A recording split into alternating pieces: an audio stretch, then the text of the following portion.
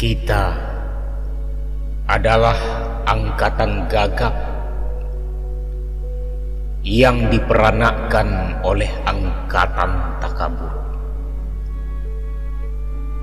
Kita kurang pendidikan resmi di dalam hal keadilan karena tidak diajarkan berpolitik dan tidak diajar dasar ilmu hukum. Kita melihat kabur pribadi orang karena tidak diajarkan kebatinan atau ilmu jiwa. Kita tidak mengerti uraian pikiran lurus karena tidak diajar filsafat atau logika. Apakah kita tidak dimaksud untuk mengerti itu semua? Apakah kita hanya dipersiapkan untuk menjadi alat saja? Inilah gambaran rata-rata pemuda tamatan SLA. Pemuda menjelang dewasa. Dasar pendidikan kita adalah kepatuhan, bukan pertukaran pikiran. Ilmu sekolah adalah ilmu hafalan dan bukan ilmu latihan menguraikan. Dasar keadilan di dalam pergaulan serta pengetahuan akan kelakuan manusia sebagai kelompok atau sebagai pribadi tidak dianggap sebagai ilmu yang perlu dikaji dan diuji. Kenyataan di dunia menjadi remang-remang. Gejala-gejala yang muncul lalu lalang tidak bisa kita hubung-hubungkan. Kita marah pada diri sendiri. Kita sebal terhadap masa depan, lalu akhirnya menikmati masa bodoh dan santai. Di dalam kegagapan, kita hanya bisa membeli dan memakai tanpa bisa mencipta. Kita tidak bisa memimpin, tetapi hanya bisa berkuasa persis seperti bapak-bapak kita. Pendidikan negeri ini berkiblat ke barat. Di sana anak-anak memang disiapkan untuk menjadi alat dari industri, dan industri mereka berjalan tanpa henti. Tetapi kita dipersiapkan menjadi alat apa? Kita hanya menjadi alat birokrasi, dan birokrasi menjadi berlebihan tanpa kegunaan, menjadi benalu di dahan. Kenapa yang muncul salah satu solusi gebrakan awal itu adalah Merdeka Belajar, hashtagnya Merdeka Belajar. Saya selama 5 bulan ke belakang, 3 bulan di kementerian dan 2 bulan sebelumnya itu melakukan berbagai macam research, berbicara dengan semua pakar-pakar, bicara sama guru, kepala sekolah, mahasiswa dan lain-lain. Dan hal yang saya temukan itu sesuatu yang sangat berbeda dari persepsi saya.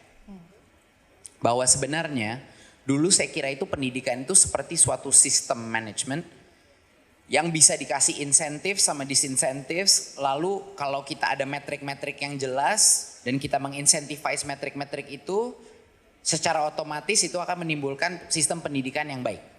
Tadi saya kira gitu, kayak very managerial approach gitu. Bahwa ini kayak apa, kayak pabrik bisa lah, kayak call center agent, kayak Gojek gitu, tapi enggak. Ini salah karena produknya ini bukan suatu app, produknya ini bukan suatu layanan, produknya itu adalah manusia.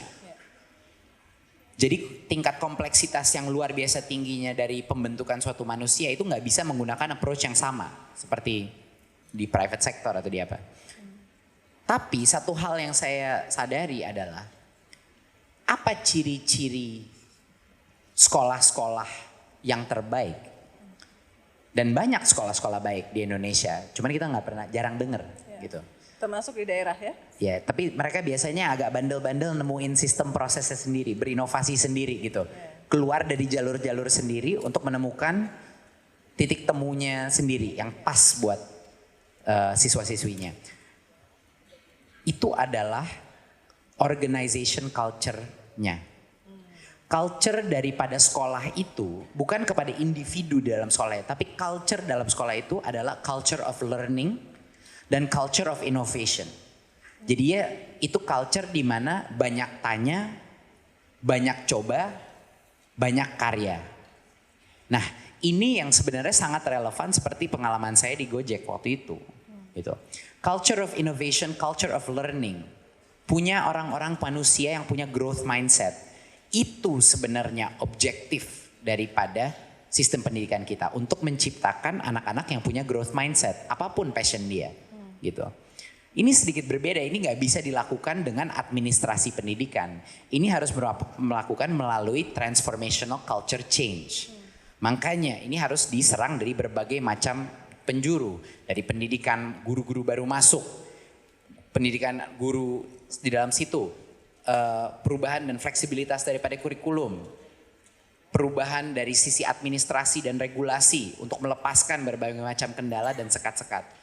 Merdeka Belajar adalah seluruh solusi ini yang akan memerdekakan unit pendidikan untuk melakukan inovasi dan berubah mindset culture-nya kepada a learning culture, bukan an administrative culture. Jadi yang lebih sering terjadi sekarang adalah administrasi pendidikan, bukan pembelajaran. Pembelajaran itu hanya bisa terjadi kalau ada psychological safety dalam sekolah itu. Mereka berani gagal, mencoba hal-hal yang baru. Kalau students itu bukan hanya pasif konsumtif daripada pendidikan, tapi mereka berpartisipasi di dalam pendidikan tersebut.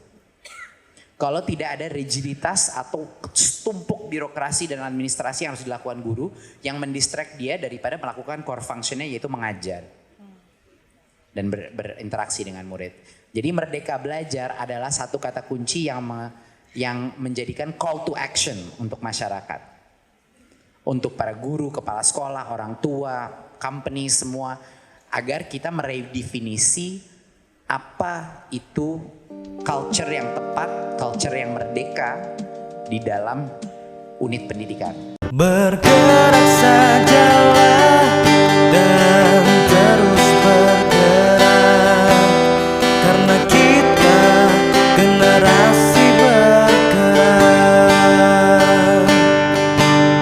karena kita generasi bergerak, karena kita generasi bergerak,